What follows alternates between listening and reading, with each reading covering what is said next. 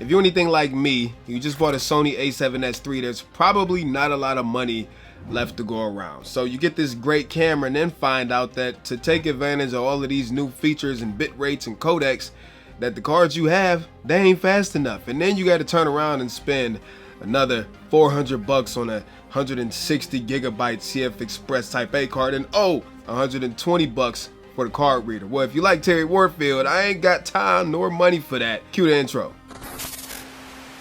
What's up, y'all? Terry Warfield. Yo, hope you're having a good day so far. If this is your first time here, a big fat welcome to you. And if you're part of the family, part of the squad, you came back, welcome back. Make sure you drop a hashtag in the comments so I know you up in here. Now, I kind of alluded to what this video is about, and that's the Sony A7S III, which I am totally 100% enjoying. As a matter of fact, I'm using it right now. Got my little eye tracking thing going. I'm all in focus and everything. You see all that sauce in the background? That sauce, yeah. All of that sauce right now is with the A7S III. The issue was I didn't have memory cards to support it. Now, what I want to do with this video is kind of go over a lot of these misconceptions or questions a lot of y'all might have as to which memory cards do I need. But before we get into that, I want to give you a few dimes real quick, right? Let me remind you, most people who bought this camera are not using them on professional film sets, cinema sets, right? We're doing freelance work, YouTube work, video productions for clients around our cities, personal projects, stuff like that. So most of us have been using Sony cameras, if you came from Sony, that have had 4:2 8-bit 4K and 120 frames per second slow-mo, which we've been making do with, right? So don't think because there's a new camera on the block that can do way more than the old cameras that you have to have all of that new stuff, because most of us are going to sit right in the middle where it's between the old stuff, between the top of the line stuff. Most of us are going to be right in the middle. I'll come back around full circle on that in 1 second. So the A7S III has all of these fantastic codecs. It can do 4K, 120 frames per second, long GOP, intro recording, H.264, H.265. What the hell does all of this stuff mean, and what memory cards do I need to shoot it all? Well, that's what we're going to talk about, and ultimately I'll let you know what memory cards I settled on, because your boy ain't got money like that to be spending all that money on all of them freaking memory cards, okay? The Sony A7S III can accept CF Express Type A and also standard SD. CF Express Type A is required to get you access to every single codec and bit rate and resolution that the camera has to offer, up through and including up to 4K 120 frames per second in slow and quick mode. Now, do you need that? I mean, if you just got the money and you kind of want to future-proof yourself, or you just want the fastest stuff available for your new camera, you can afford it, money in the thing, hey, ball out. But is it necessary for most of us?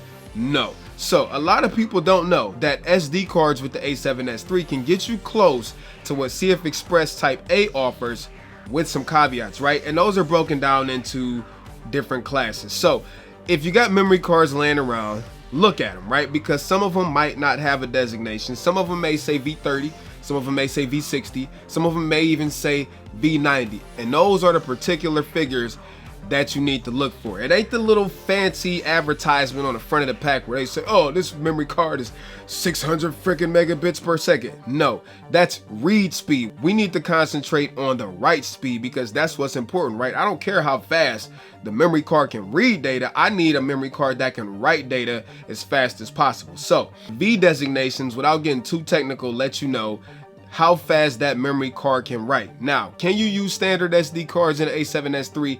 Yes, but if you want to be able to record in these higher bit rates, you got to have a card that's V rated. If you have a card that says 1,000 megabits per second on the front, if it doesn't say V30, V60, V90, or CF Express Type A, you ain't gonna be able to use it for the higher bit rates, higher codec options. Now that we got that out the way, a V90 card costs about 100 bucks, 80 to 100 bucks, I should say, for 64 gigabytes of storage. Now, with all these crazy codecs that the A7S III has, you will chew through that in no time. If you're recording 4K, 10-bit, 422, that 64 gigabytes will leave fast. Pretty expensive, but it's not anywhere near as expensive as CF Express Type A. Now, V90 gives you access to just about everything that the A7S III has to offer, with the exception to 4K 120 frames per second and slow and quick. Now, personally, I would never use slow and quick because I want sound, but if you do want access to that, the V90 card does give you access to everything except that. Not a bad deal, right? Then you have the V30 cards. I'm kind of skipping around here, which V30 cards will work for some of the modes, some of the resolutions, but just know that there are some limitations. I would only recommend V30 if you got V30 sitting around the house and that's all you got and you can't afford to buy anything else.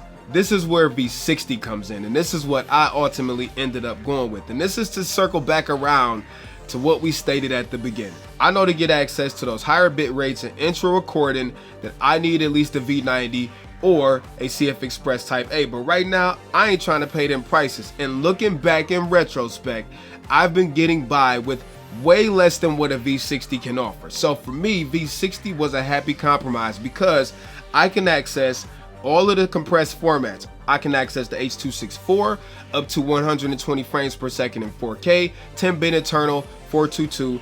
I can access the H.265, same thing, 4K, 120 frames per second, up to 10-bit, 422 internal. The only thing I can access is the intra modes, and you know, it's a trade-off, right? If I want to be able to record intra, then it's going to cost me more out of pocket up front. Alternatively, I can just get like an Atomos recorder and then record externally to like an SSD, which is way cheaper. But then you got to think about spending the money on an Atomos and also a bigger setup every time that you go out.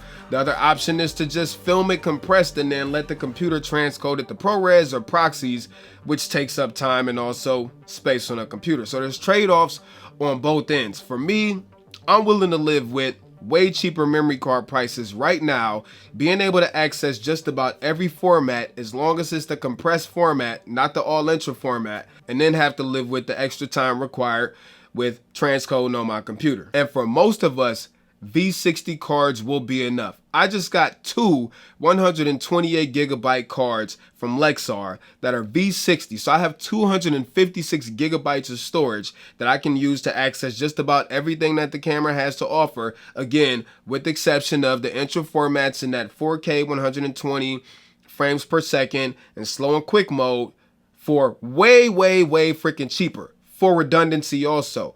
If you want to get two cards because the A7S3 can record to both cards at the same time, boom, you got two cards for 70 bucks, which I'll link those in the description. Two cards that can support way better codecs than what we were using before. A7 III users, a 6400 users, a 6600 users, all of us at a fraction of the cost. And the only thing we got to live with is making sure you have a computer fast enough, but also maybe a little bit more time transcoding on the computer versus being able to do it in camera. And for me, that is a happy compromise. Now again, if you just want to ball out and get the CF Express Type A cards, then have at it. If you want to future-proof yourself because maybe you think one day I will want access to that, then maybe it's a good idea to buy. But me personally, I'm gonna wait because as manufacturers start to make CF Express Type A, the prices will come down and I can live with V60s until then. Now the last thing, is there a difference in image quality when it comes to your compressed formats, so your H.264 and H.265 versus one of the intro formats? And the answer to that is the intro formats are better. But for most people, for 95% of the people, from an image quality standpoint, they won't see the difference, they won't utilize the difference. For those 5% of people, I understand, and the percentage may be a little bit bigger than that, but for that small amount of people who do require all intro, where they need every single detail of every single frame, yeah, I totally get it. But for most of us, it's not worth that extra cost of all intra just to get that slightly marginal bump in image quality. And real talk, the benefit is only gonna reveal itself under like extreme color grading scenarios. So just some food for thought for you. I will leave the link to the two Lexar cards that I picked up down in the description, and also Small Rig is making cages, as you saw, for the A7S III. So I'll leave a link down below for the Small Rig cage because I know a lot of y'all been interested in that also. But anyways, I hope I answered your questions when it comes to memory cards. I think most people will be fine with V60 or V90 cards, but you gotta assess it for yourself. For me right now, V60 is fine. And let me know if y'all got any questions or anything like that, man. Stay tuned, there will be a ton of A7S III content. Until next time, I'm out. Piece of chicken grease, Terry Warfield. Peace!